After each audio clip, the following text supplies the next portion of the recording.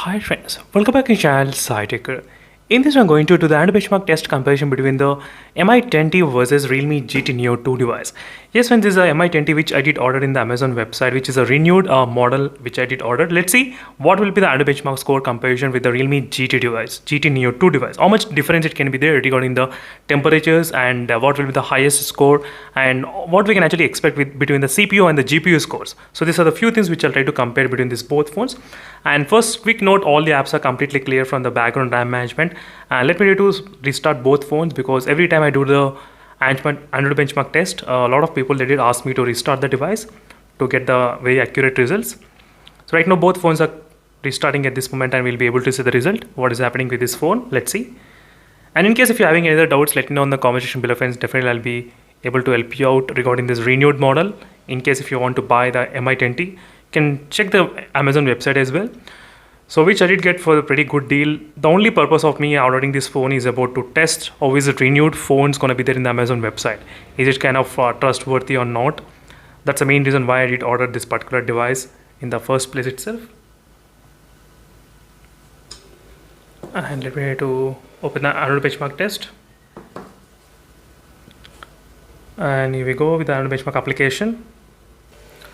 Now the Android benchmark test has been started successfully between these both phones and we'll be able to see the results after some time.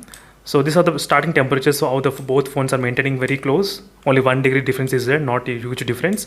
In the Snapdragon 865 versus Snapdragon 870 chipset. So this is going to be really very interesting to test which phone performs what in terms of the temperatures wise as well. Snapdragon 865 and Snapdragon 870.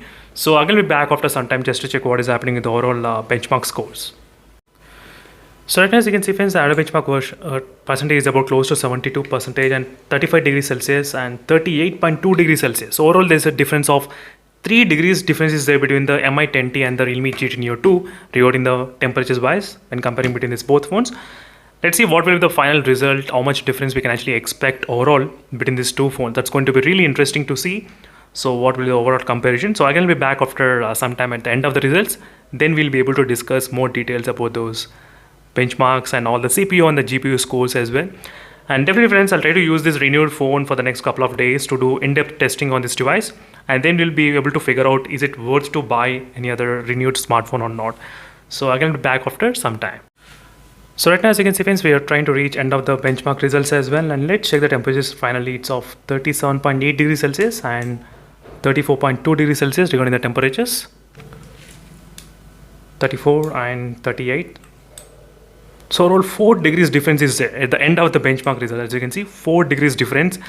So right now that regarding the temperatures, so overall regarding the temperatures, definitely the Snapdragon 865 processor is always less than the Snapdragon 870. That kind of we do know everyone.